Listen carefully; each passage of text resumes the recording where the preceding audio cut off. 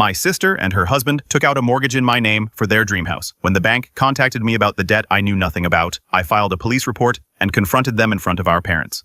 I, 29, working as a nurse in Seattle, when my world imploded with a single phone call. Miss Wilson, you are 3 months behind on your mortgage payments. The bank representative said, "What mortgage? I had never owned property in my life."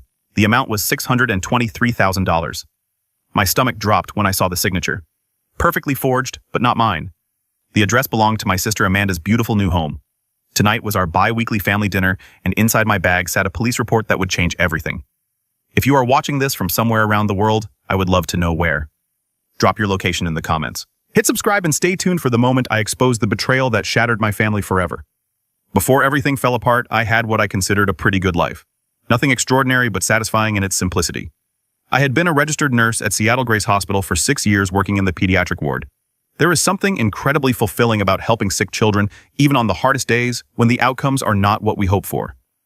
My colleagues were like family, and I had built a reputation as someone reliable, someone who would pick up extra shifts when needed, someone who cared deeply. My apartment was small but comfortable, a one-bedroom in Ballard that I decorated with secondhand furniture and plants, lots of plants. My friends joked that my place was more greenhouse than home, but those green companions gave me peace after long, chaotic hospital shifts. Then there was my actual family. My parents, David and Carol Wilson, still lived in the same suburban home where my sister and I grew up. Dad had retired from his accounting job 2 years ago, and Mom continued teaching 4th grade, claiming she would retire when the kids stopped being interesting. They were good people, honest, hardworking, and devoted to their daughters. And Amanda, my older sister by 3 years, I had spent my whole life looking up to her. As children, she was the confident one, the achiever, the one who made friends effortlessly while I hung back shy and uncertain. She was homecoming queen, valedictorian, and captain of the debate team. I was the quiet, studious one who found my voice only after college. But there was never any resentment between us, at least none that I acknowledged. I was proud of her accomplishments and grateful for her protection when kids tried to bully me in middle school. As adults, we had remained close despite our different paths. Amanda went into real estate and built a successful career selling luxury properties around Seattle. She married Brian Parker, a financial advisor, 5 years ago. They made a striking couple, both tall, athletic, and perpetually tanned from their frequent vacations to tropical destinations.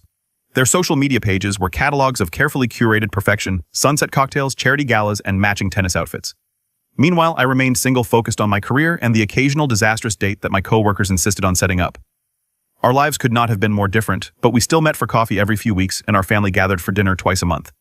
Amanda would sometimes make subtle comments about my lifestyle or suggest investment opportunities one could not possibly afford, but I chalked it up to her wanting the best for me. 8 months ago, Amanda and Brian moved from their downtown condo to a stunning Craftsman in Queen Anne, one of Seattle's most prestigious neighborhoods. When they invited the family over for a housewarming, I remembered feeling a twinge of envy as I walked through the meticulously renovated rooms with their Viking appliances and sweeping views of the city in Puget Sound. Amanda had given me the grand tour, pointing out custom features and designer names I did not recognize. "Someday you will have this too, sis," she had said, squeezing my shoulder. "You just need to aim higher." The day everything changed started like any other Tuesday. I was halfway through my shift helping a 7-year-old boy named Tyler change his bandages after an appendectomy when my phone vibrated in my pocket. I normally would not answer during patient care, but I had been waiting for news about my elderly neighbor who had been hospitalized the previous night. I excused myself after ensuring Tyler was comfortable. "Hello, this is Heather," I answered, stepping into the hallway. "Miss Wilson, this is Craig Donovan from Washington Mutual Bank. I am calling about your missed mortgage payments. We have sent several notices, and I am afraid if we do not resolve this soon, we will have to begin foreclosure proceedings." I felt a flutter of confusion. "I am sorry, there must be some mistake. I do not have a mortgage. I rent my apartment." The banker's voice took on a slightly condescending tone. "Miss Wilson, according to our records, you took out a mortgage for $623,000 in January for a property on Highland Drive. You made payments for the first 3 months, but we have not received anything since April." My mind raced. Highland Drive sounded familiar. Was not that Amanda's street? "This is a mistake," I insisted, my voice rising enough that a passing nurse gave me a concerned look. "I have never purchased property. My credit is not even good enough for a mortgage that size. I am a nurse, not a surgeon." There was a pause. "Then the application shows an annual income of $192,000 and a credit score of 782 at the time of application. We have all the documentation, Miss Wilson, including your signature on multiple forms. Perhaps you could come into the branch to review the paperwork." The conversation continued in this surreal vein for several more minutes before I agreed to visit the bank after my shift. I returned to Tyler's room on autopilot, my mind spinning with possibilities of clerical error, identity theft. But the address, that could not be coincidence. At the bank, Richard Peterson, the branch manager, laid out a folder of documents that made my stomach sink further with each page. Loan application, income verification, credit check, authorization, closing papers, all bearing what appeared to be my signature. And there it was in black and white. The property address matched Amanda's new house. Could I get copies of all of this? I asked, my voice sounding distant, even to my own ears. Richard hesitated. Technically, these are already your copies, but given the circumstances, I can make duplicates. He studied my face. Miss Wilson, if you did not apply for this mortgage, I strongly suggest you contact the police.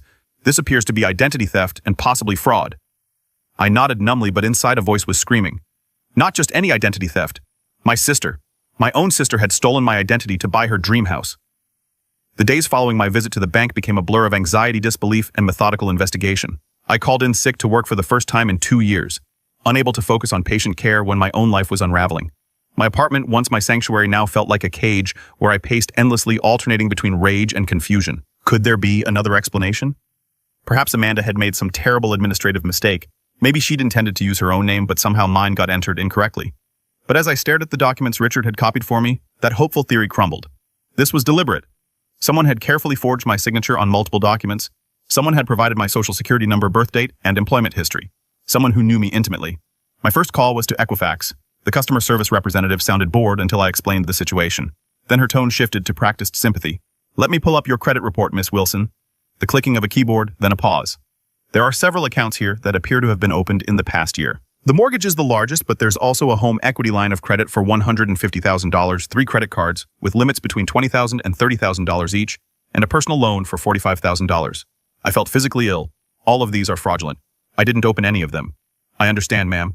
I am initiating a fraud alert on your account immediately, and I'll send you instructions for filing a formal dispute for each account. You should also contact the other credit bureaus right away. By the end of that day, I'd spoken to all 3 major credit bureaus, placed fraud alerts, and discovered that my credit score, once a respectable 724, had plummeted to 546 due to the missed mortgage payments and maxed out credit cards I knew nothing about. The next morning, I met with Diane Schwartz, a financial advisor recommended by a colleague. Her office was warm and inviting, but nothing could ease the knot of dread in my stomach as I slid the bank documents across her desk. This is definitely identity theft, she confirmed after reviewing everything. And I have to say, it's quite sophisticated. Whoever did this knew exactly what information would be needed to pass verification checks. It was my sister, I said, speaking the accusation aloud for the first time. The house is hers. She's living in it right now. Diane's expression shifted from professional concern to genuine shock. That complicates things. Family fraud is unfortunately common, but it presents unique challenges both legally and emotionally. What should I do? Legally, it's clear. You need to file a police report. Without that, the banks won't recognize you as a victim rather than a participant. But I understand if you're hesitant to potentially send a family member to jail. I was hesitant. Despite the mounting evidence, I still couldn't fully process that Amanda, my protector, my role model, would do this to me. There had to be more to the story. Before going to the police, I decided to gather more information. I contacted a handwriting expert named Marcus Bell, who compared the signatures on the mortgage documents to samples of my actual signature from my passport and work documents. These are forgeries, he concluded after careful examination. Good ones, but forgeries nonetheless. See these pressure points and the slight hesitation in the loop of the age. The forger was trying to be careful to mimic rather than write naturally. Could you testify to that if needed, I asked. Marcus nodded. I'd need to do a more formal analysis, but preliminarily, yes. Next, I began investigating Amanda's finances, which proved more difficult. As her sister, I had no legal right to her financial information. But through social media and casual conversations with mutual friends, I pieced together troubling patterns. Despite their apparent wealth, Amanda and Brian had been facing financial difficulties for at least 2 years. Her real estate business had suffered during a market downturn. Brian had left his previous firm under circumstances no one would discuss clearly, and his new independent advisory business wasn't attracting the high net worth clients he'd anticipated. Yet their lifestyle hadn't changed. If anything, they'd become more extravagant with a new boat and membership at an exclusive country club. The most damning evidence came from my friend Stephanie, who worked at a luxury car dealership where Amanda had purchased a new Mercedes. I probably shouldn't tell you this, Stephanie said over coffee, but when they ran her credit for financing, it was a mess. Brian ended up paying cash, but I overheard them arguing about it in the parking lot. He said something like, "We can't keep doing this." The house was risky enough. The house, my house. According to the bank, I also discovered multiple credit accounts opened in my name, all linked to online statements with the contact email being a slight variation of my actual address. Heather Wilson, 883@gmail.com, instead of my real Heather Wilson, 1993@gmail.com. Easy to miss in verification processes, but clearly deliberate.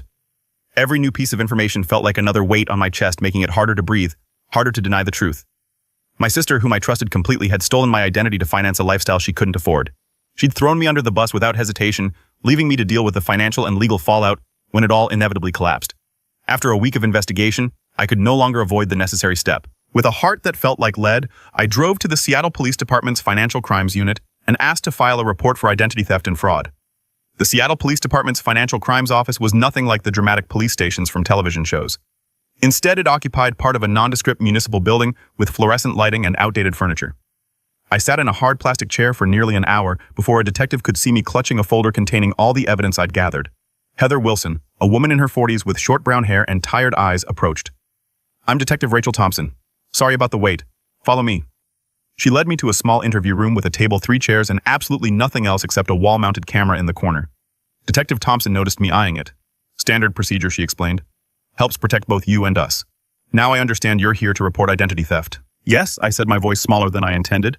"By my sister." Something flickered in Detective Thompson's expression, surprise, maybe even sympathy, before her professional demeanor returned. "I see. That's unfortunately more common than you might think. Tell me everything from the beginning." For the next 2 hours, I walked her through the whole story. The bank called the mortgage, which I never applied for. The credit cards and loans, opened in my name. The house my sister was living in, purchased with my stolen identity. Detective Thompson took detailed notes, occasionally asking clarifying questions. She seemed particularly interested in the timeline and how Amanda might have obtained my personal information. "Do you share any financial accounts, safety deposit boxes? Has she ever lived with you as an adult?" "No to all of those, but we're close." Or, "I thought we were. She's been to my apartment countless times. My important documents are in a file cabinet in my home office, not locked." I felt foolish admitting this. I never thought I needed to protect myself from my own sister. Detective Thompson's expression softened slightly. "No one expects this from family. It's not your fault." After I finished my account, she leaned back in her chair. "Miss Wilson, I want to be clear about something. Filing this report means we will investigate fully. And if the evidence supports your claims, your sister could face serious criminal charges. Identity theft and mortgage fraud are felonies. She could go to prison. Are you prepared for that?" The question hit me like a physical blow. Was I prepared to be responsible for sending Amanda to prison, for destroying her life, her marriage, her career? I thought about our childhood, how she taught me to ride a bike, helped me with homework, stood up for me against bullies. I thought about our parents who would be devastated. But then I remembered my ruined credit score, the $623,000 debt in my name, the violation of trust so profound I could barely comprehend it. "Yes," I said finally. "I need to protect myself. If she faces consequences for what she did, that's her responsibility, not mine." Detective Thompson nodded. "I understand this is difficult. We'll handle the investigation with discretion, but I can't promise confidentiality, especially if charges are filed. These cases become public record." "I understand." She pushed a form across the table. "This is the official identity theft report. Read it carefully before signing." As I signed the report, my real signature, not the forged one on the mortgage documents, I felt a strange mix of relief and dread. The machinery of justice was now in motion, and I couldn't stop it even if I wanted to. Stephanie was waiting for me in the lobby. I'd asked her to come for moral support, knowing I'd need a friendly face after taking such a momentous step. "How did it go?" she asked, pulling me into a hug. "About as well as accusing your sister of felony fraud can go," I replied, attempting humor, but hearing the tremor in my voice. "You did the right thing, Heather. What she did was unforgivable." We went to a nearby coffee shop where Stephanie listened as I processed my swirling emotions. The detective said they'll begin investigating right away. They'll contact the bank subpoena records, maybe even interview Amanda. How do you think she'll react? I stared into my untouched latte. She'll deny it at first. Amanda's always been good at lying when cornered. Then she'll try to justify it, somehow make it seem like she was doing me a favor, or had every intention of paying everything back. Do you think she did intend to pay it back? I mean, I considered this, maybe in some abstract way, but the practical reality, she and Brian were already missing payments. They never had a plan beyond using my identity to get what they wanted in the moment. 2 days later, Detective Thompson called with an update. "We've confirmed your suspicions, Miss Wilson. The mortgage application was submitted online using your personal information, but from an IP address traced to your sister's previous residence. We're also investigating her husband's potential involvement. Financial crimes like this are rarely committed by just one person in a household. Brian, I hadn't even considered his culpability until now, but of course he would have known. As a financial advisor, he might even have helped orchestrate the whole scheme." "There's more," Detective Thompson continued. "We've discovered evidence suggesting they were planning to declare bankruptcy in your name once the debts became unmanageable. There are searches from their home computer about bankruptcy laws and identity abandonment. The calculated nature of their betrayal stunned me. They hadn't just stolen my identity in a moment of desperation. They'd planned to utterly destroy my financial future while protecting their own. A week after filing the report, I received the official police documentation, a comprehensive dossier detailing the evidence against Amanda and Brian bank records, showing transfers from accounts in my name to their personal accounts, loan applications with forged signatures, credit card statements showing purchases at stores and restaurants I'd never visited in amounts I could never afford. Sitting at my kitchen table that evening, I read through each page, methodically highlighting the most damning sections.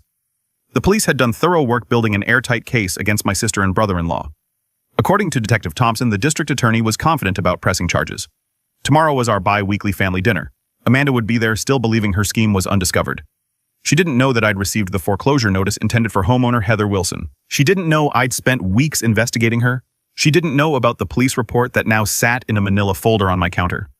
As I prepared for bed, my phone chimed with a text from my mother.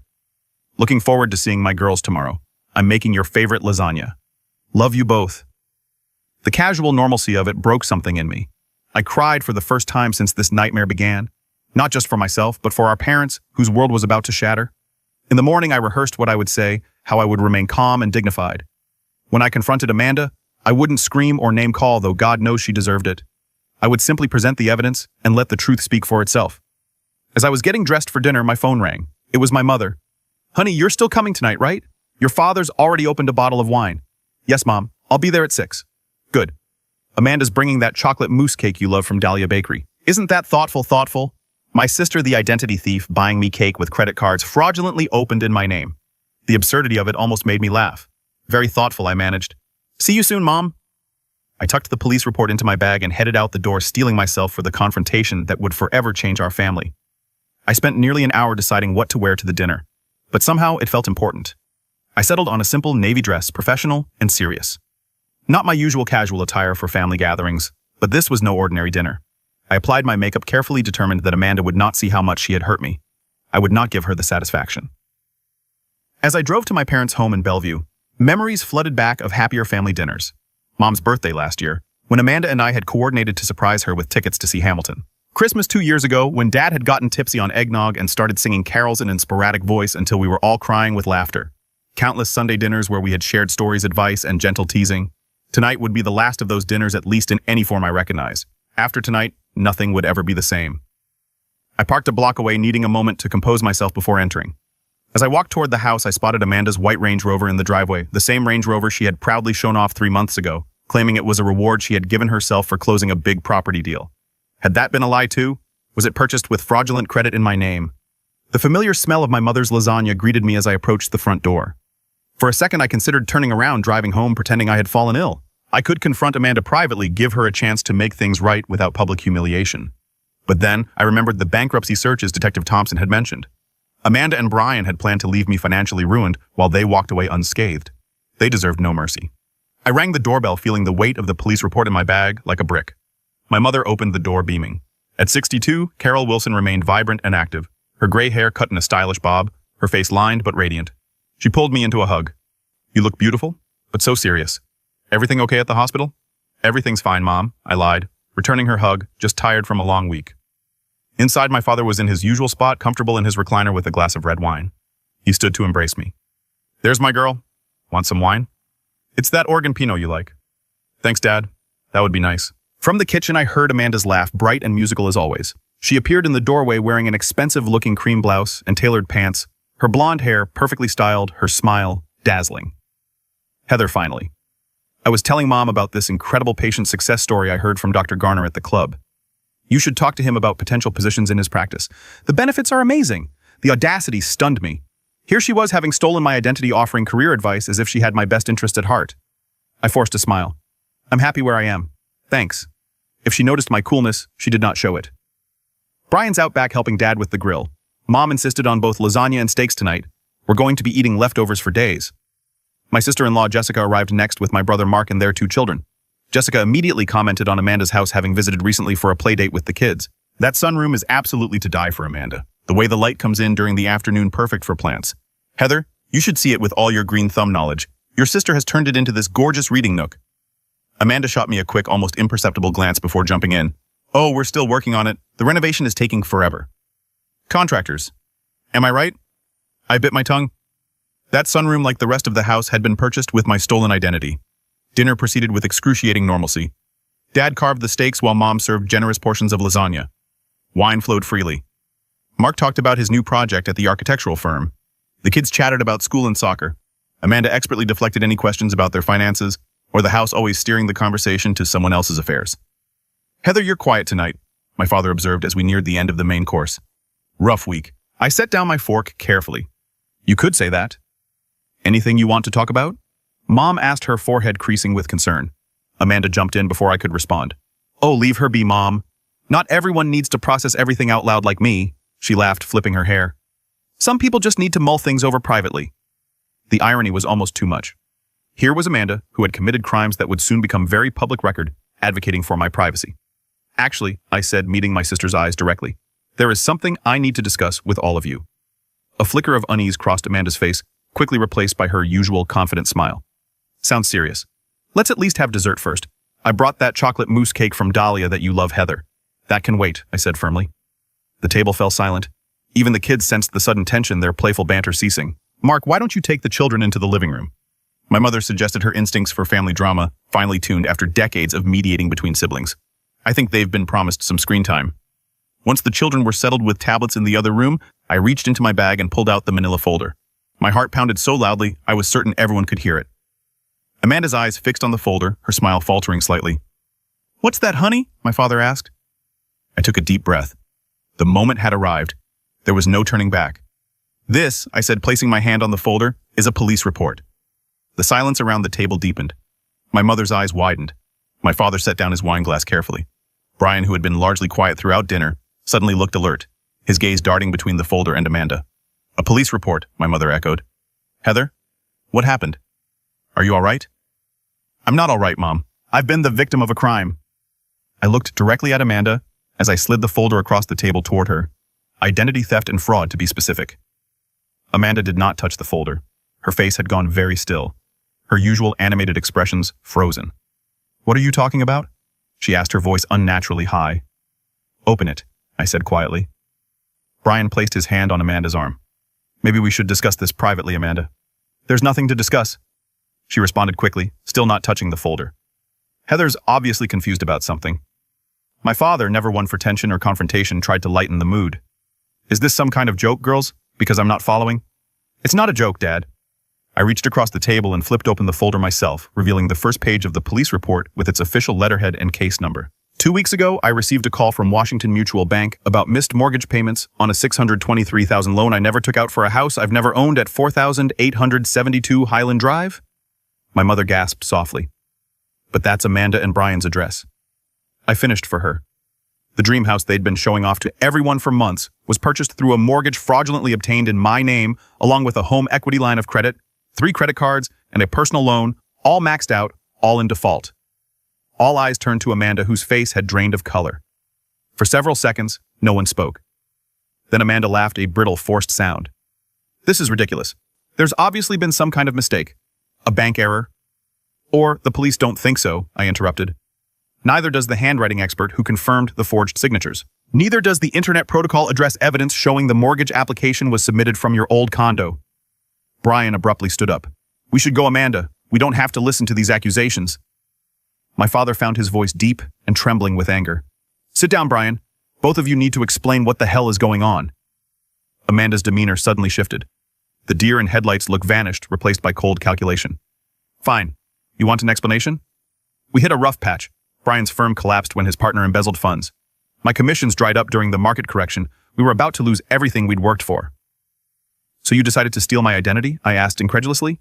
To saddle me with over $800,000 in debt I knew nothing about. It was supposed to be temporary.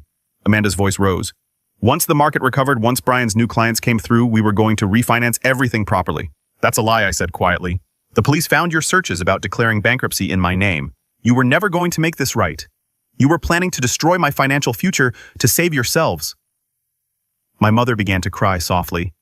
My father's face had turned an alarming shade of red. Amanda, he said, his voice dangerously quiet. Tell me this isn't true. Tell me you didn't do this to your sister. For a moment, Amanda seemed on the verge of another denial. Then her shoulders slumped. We were desperate. You don't understand what it's like having achieved a certain lifestyle, certain status, and then watching it all slip away. People were counting on us to be successful. Clients, friends, family, everyone. I was counting on you to be my sister, I said, my voice breaking. To love me, not betray me. Brian suddenly turned on Amanda. I told you this would blow up in our faces. I told you we should have found another way. There was no other way, Amanda shouted back. Your brilliant investment strategies lost us everything. What was I supposed to do? Not commit felony fraud using your sister's identity, Brian retorted. Do you have any idea what this means? We could go to prison, Amanda? My parents watched this exchange in stunned silence. Then my father stood up, his hands shaking. Get out, both of you. Get out of my house. Dad, please. Amanda began, her eyes filling with tears. Whether genuine or calculated, I couldn't tell anymore. You have to understand. I understand perfectly. He cut her off. You stole from your sister. You lied to all of us. You were willing to destroy Heather's life to maintain your facade. I don't even recognize you anymore. My mother, still crying, looked at Amanda with devastation. How could you do this after everything we taught you about honesty, about family? What happened to you, Amanda? Nothing happened to me, Mom, Amanda said, a hint of defiance returning. I just refused to fail. Unlike the rest of this family, I have ambition. I have standards. Do you think I wanted to end up like Heather, living in a tiny apartment with plants as my only companions? The casual cruelty of her words stunned me. Is that what you really think of my life? That it's some kind of failure because I don't have a mansion or a luxury car? You could have had more, Amanda said bitterly. You're smart enough, but you've always settled for less. Honestly, it's not like you were even using your good credit score for anything important. Brian grabbed her arm. Enough, Amanda. We're leaving now. He turned to me, his expression a mixture of anger and fear. This isn't over, Heather. You have no idea what you've done by filing that report. I know exactly what I've done, I replied steadily. I've protected myself from criminals. That's what you both are. Criminals. And now you'll face the consequences. As they gathered their things to leave, my mother called after Amanda. The police. Will they arrest you? Amanda paused at the door. For a moment, her mask slipped and I saw genuine fear in her eyes. I don't know, Mom. Probably. After they left, the three of us sat in stunned silence. My father poured himself another glass of wine, his hands still shaking. My mother wiped her tears with a napkin, looking suddenly older than her years. I should have seen it, she said finally. All those extravagant purchases, the house we knew they couldn't afford. I just thought they were being irresponsible with their money, not this. None of us saw it, I said, reaching for her hand. I never imagined Amanda capable of something like this. Not to a stranger, and certainly not to me. My father looked at the police report still open on the table. What happens now? The district attorney will decide whether to press charges. Given the evidence, Detective Thompson thinks it's almost certain. Amanda and Brian will be arrested probably within the week. And the debts my father asked ever the accountant, the mortgage, the credit cards, I'm working with the banks to clear my name. It's a long process, but the police report helps establish that I'm the victim, not a willing participant. My credit is still destroyed, at least for now. We sat together for hours that night, processing the shock, the betrayal, the uncertain future. My brother Mark returned from putting his children to bed and we explained everything. His initial disbelief gave way to rage on my behalf. I'll testify against her if needed, he said fiercely. What she did to you is unforgivable. As I drove home that night, I felt hollowed out, as if something essential had been scooped from my chest. I had done what was necessary to protect myself, but there was no satisfaction in it, only grief for the sister I thought I knew, and the family that would never be the same. The immediate aftermath of that fateful dinner felt like scenes from someone else's life, a television drama I was somehow starring in without having auditioned for the role. 3 days after the confrontation, Detective Thompson called to inform me that arrest warrants had been issued for both Amanda and Brian. They were taken into custody at their home, my home according to the fraudulent mortgage, and charged with multiple felonies. Identity theft, fraud, forgery, and conspiracy. Their arrests made the local news. Prominent Seattle realtor and financial advisor charged in identity theft scheme read the headline. The article mentioned that the victim was Amanda's sister, though thankfully withheld my name. Still, anyone who knew our family could easily figure it out. My phone buzzed constantly with messages from concerned friends, distant relatives, and even former classmates who had connected the dots. I turned it off, unable to face the well-meaning but intrusive questions. How are you holding up? Did you know what they were doing? Are they going to prison? My parents retreated into a shell of shock and humiliation. Dad stopped attending his weekly golf games, unable to face friends who had undoubtedly seen the news. Mom took a leave of absence from teaching, claiming health issues. Their social circle, built over decades in the same community, suddenly felt threatening rather than supportive. Everyone must be talking about us, Mom said during one of my visits to their home. She hadn't bothered to style her hair or apply makeup, unlike her usual put-together appearance, wondering where we went wrong with Amanda. You didn't go wrong, I assured her though. Part of me wondered the same thing. Had there been signs of Amanda's moral flexibility that we had all missed or excused over the years, small dishonesties that had escalated when the stakes got higher? Your father can barely sleep, she continued. He keeps saying he should have taught her better values, as if this is his fault somehow. The pressure from my family to drop the charges began subtly at first, then grew more insistent as the reality of Amanda's situation became clearer. She and Brian had been released on bail but were required to surrender their passports. Their assets were frozen, including the house which the bank was now moving to reclaim. She made a terrible mistake, my mother pleaded over the phone one evening. But she's still your sister, still, our daughter. Couldn't you ask the district attorney to reduce the charges? Maybe some kind of probation instead of prison. Mom, she stole my identity. She planned to declare bankruptcy in my name. Do you understand what that would have done to me? I wouldn't have been able to rent an apartment, get a car loan, maybe even keep my job if it required a security clearance. She was willing to destroy my life. I know, honey. What she did was inexcusable, but she has 2 young children. Think about your niece and nephew growing up without their mother. That was the hardest part. Harper and Ethan, 5 and 7, innocent in all this. I adored those children, had babysat them countless times, brought them special treats from my travels. Now they might lose their parents to incarceration because of my police report. My resolve wavered. Maybe I could talk to the district attorney about a plea deal. Maybe there was a way for Amanda to make restitution without serving time. It was Stephanie who helped me regain my perspective during a much-needed night out at a bar far from my usual haunts. Listen to me, she said, setting down her vodka tonic firmly. Amanda chose to commit multiple felonies. Amanda chose to victimize her own sister. Amanda chose to put her children at risk by engaging in criminal behavior. None of that is on you. The consequences are hers to bear, not yours to ameliorate. Your parents are doing what parents do, trying to protect their child, but they're protecting the wrong child in this scenario. You're the victim here, Heather. Don't let them make you feel guilty for standing up for yourself. She was right, of course. And when I met with the district attorney the following week, I made it clear that I was not interested in dropping or reducing the charges. Miss Wilson, I want to commend your resolve, said Prosecutor Natalie Chen. Many identity theft cases involving family members never make it to court because victims withdraw under family pressure. But these crimes have real consequences and they merit real punishment. The legal proceedings moved forward with excruciating slowness. Preliminary hearings, motions filed by expensive defense attorneys, continuances, and delays. Through it all, I had to continue working, paying my bills, and attempting to repair my shattered credit. I'll never forget the day Amanda and Brian finally accepted a plea deal 9 months after my confrontation at the family dinner. I sat in the courtroom watching as my sister, thinner, now her designer clothes replaced by a modest navy suit, stood before the judge. Amanda Parker, you have pleaded guilty to 1 count of identity theft, 1 count of fraud, and 1 count of conspiracy, the judge stated. Before I pronounce sentence, do you wish to make a statement? Amanda turned slightly, her eyes finding mine in the gallery. For a moment, I saw a flicker of the sister I had grown up with. Vulnerable, human, flawed. I want to apologize to my sister, she said, her voice steady but subdued. What I did was unforgivable. I betrayed your trust in the worst possible way, and I'll regret it for the rest of my life. I was selfish and desperate and terrified of failure, but that's no excuse for hurting the person who has always supported me and believed in me. I'm so sorry, Heather. The judge sentenced Amanda to 18 months in federal prison, with Brian receiving 12 months. Both would serve 3 years of supervised release afterward and were ordered to pay full restitution, though how they would manage that without their careers remained unclear. As Amanda was led away, our eyes met one final time.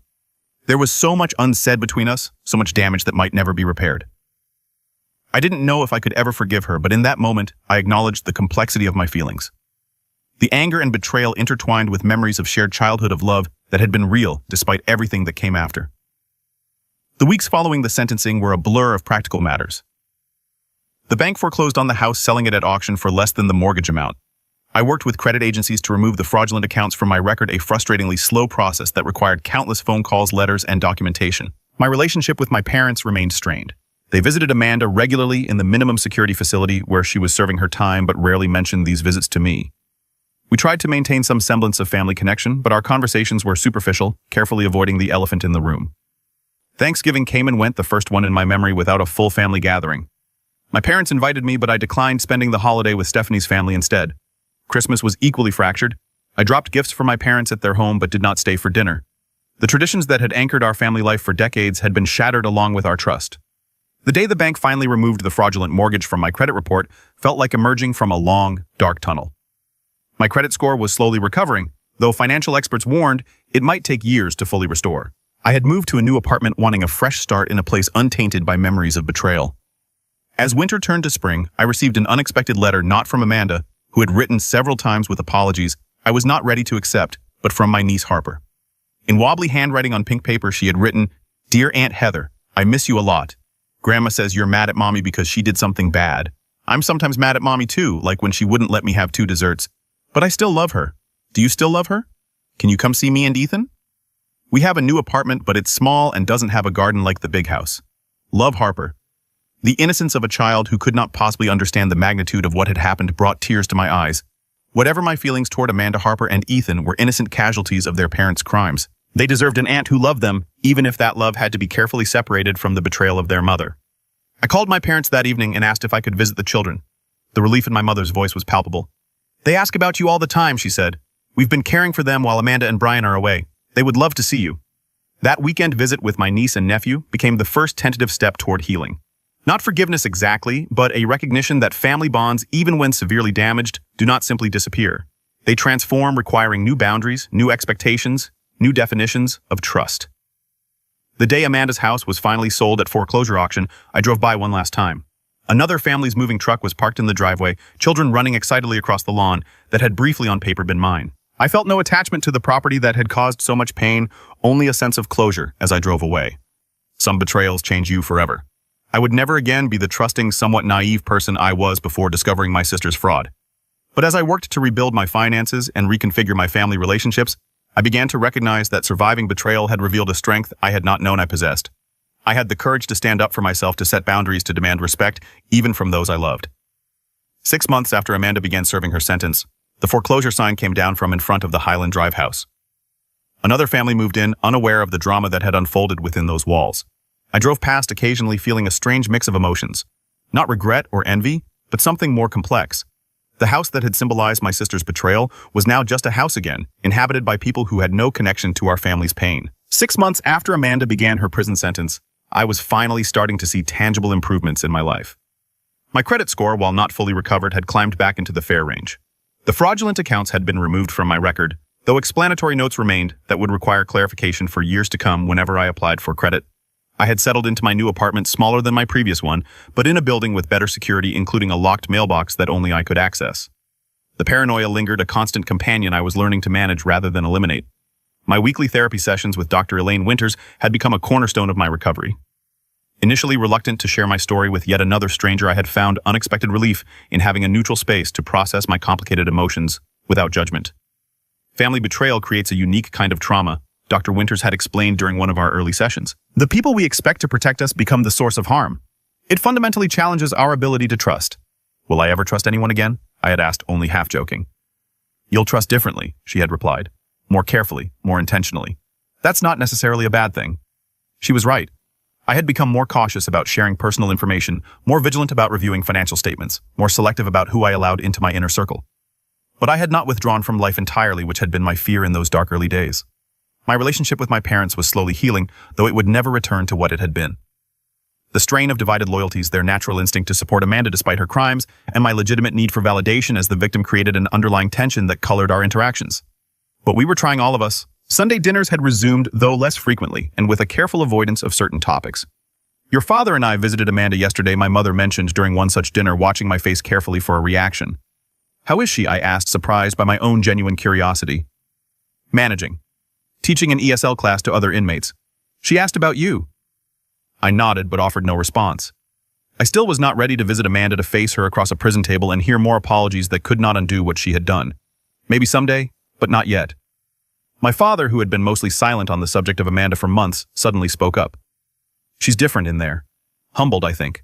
I think she's finally understanding the magnitude of what she did to you. It was the first time he had so clearly acknowledged me as the victim, rather than focusing on Amanda's suffering. The validation, though long overdue, meant more than I could express. Thank you for saying that, Dad, I said quietly. The most unexpected support came from extended family who had seemed distant or judgmental in the immediate aftermath of the scandal. My cousin Rachel, whom I had never been particularly close to, reached out with a surprising revelation. I never told anyone in the family, she confided over coffee, but my college roommates stole my identity. Opened credit cards, ran up thousands in debt. I know something about what you've been through. What did you do? I asked. Pressed charges just like you. Lost friends who thought I was overreacting. Never regretted it for a minute. Finding this community of understanding other identity theft victims who truly comprehended the violation I had experienced became an important part of my healing.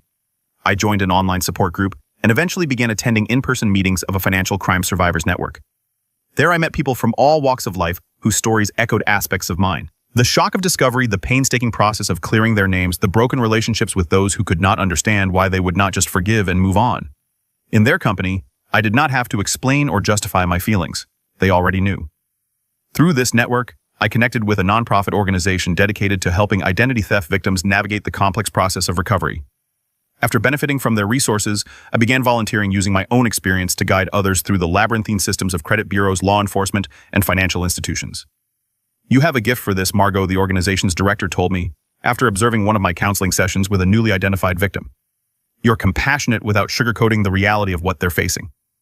This work gave purpose to my pain, transforming a devastating personal experience into knowledge that could help others. I could not undo what Amanda had done, but I could use it to make someone else's journey a little less lonely, a little more navigable.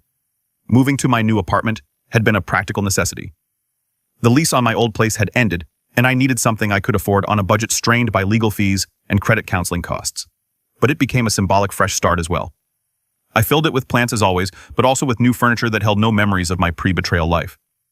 I installed a small home office with a locking file cabinet for important documents, not because I expected another family member to steal my identity, but because the experience had taught me the value of prudent protection.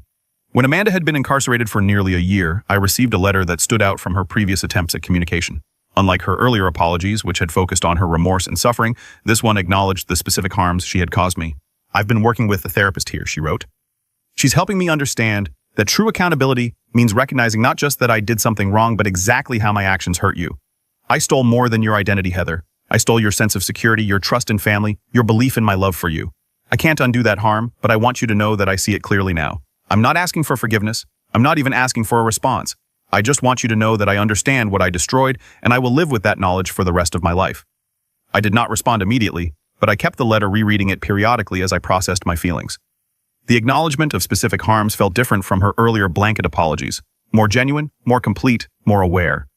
Around this time, I made a decision that surprised even me. Using some of the restitution money that had finally begun arriving from Amanda and Brian's seized assets, I put a deposit on a small house with a generous yard, perfect for an expanded garden. The irony was not lost on me.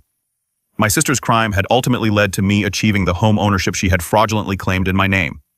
The day I signed the legitimate mortgage papers, a moment that should have been purely joyful, I experienced an unexpected wave of emotion. Sitting in the loan officer's office reviewing documents remarkably similar to those that had been forged in my name, I felt a strange closing of a circle. "Is everything all right, Miss Wilson?" the loan officer asked, noticing my hesitation. "Yes," I said, signing my actual name to a loan I had chosen for a house I could afford. "Everything is fine. Better than fine, actually." Taking ownership of my new home became a powerful act of reclamation. I painted the walls colors I loved, planted a vegetable garden in the backyard, and invited friends for a housewarming party. My first real celebration since before the identity theft discovery. Stephanie brought champagne and a doormat that read, "Not today, identity thieves." Dark humor that made me laugh despite myself. My parents came too, bringing a houseplant and awkward good wishes. They were trying in their way to support this new chapter while still maintaining their relationship with Amanda. "It's a lovely home, Heather," my mother said, hugging me tightly. "We're so proud of you." "For buying a house?" I asked. "For everything," my father clarified. "For how you've handled all of this with dignity and strength." It was not complete healing. That would take years more if it ever fully arrived. But it was acknowledgement, and that mattered. 2 weeks after my housewarming, I did something I had been considering for months. I drove to the Federal Correctional Institution where Amanda was serving her sentence and added my name to her visitors list. I was not ready to see her yet, but I wanted the option available when and if that day came. As I continue rebuilding my life, I have come to understand that healing is not a destination, but a process. Some days I feel strong and forward-looking. Others, the betrayal feels fresh and raw. I have learned to accept both realities as part of my journey. What happened between my sister and me is a story with no neat ending, no perfect resolution. Family bonds, once broken by betrayal, can never be completely restored to their original form. But they can transform into something new, something more honest perhaps, with clearly established boundaries and carefully rebuilt trust. I do not know if Amanda and I will ever reclaim anything resembling our former closeness. I do not know if I will ever fully trust her again. But I know that I have survived the worst betrayal I could imagine, and I have emerged stronger, wiser, and more self-reliant than before. If there is a lesson in all of this, it is that trust should be treated as the precious resource it is, given carefully, guarded appropriately, and withdrawn when necessary for self-protection. Love and trust are not the same thing, a distinction I never fully understood until now. I can love my sister while acknowledging that she violated my trust in ways that may never be fully repaired. This experience has taught me that family loyalty has limits and should have limits. That standing up for yourself even against those you love is not selfish but necessary.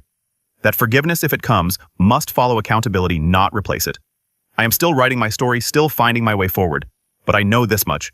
I refuse to be a victim in silence. I refuse to sacrifice my financial future to protect someone who had not protected me. I refuse to accept betrayal as the price of family peace. And in those refusals, I found my strength. What about you? Have you ever experienced betrayal from someone you trusted completely? How did you handle it? And what boundaries did you establish afterward? I would love to hear your stories in the comments below.